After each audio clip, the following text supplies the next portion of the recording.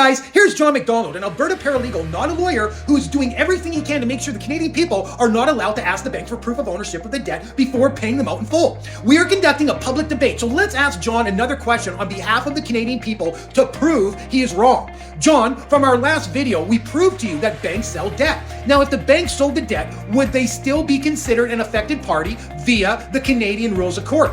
The answer is no. If the bank sold the debt, they are no longer an affected party. The reason being is if the bank sold the debt, then they sold their interest in the debt. Therefore, they are no longer an affected party and cannot sue the borrower. The Canadian Rules of Court is very clear that you must be an affected party to bring an action against another.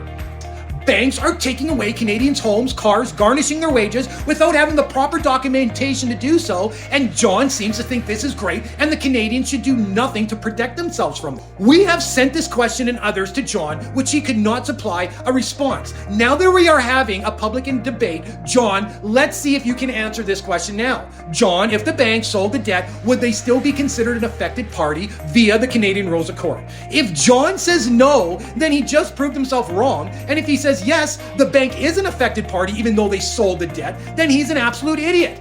Okay guys, we have many more questions we'll be asking John that he cannot answer, so make sure to send a complaint and follow this story and others on privatewatchdogcomplaintline.ca Instagram page. See you next time.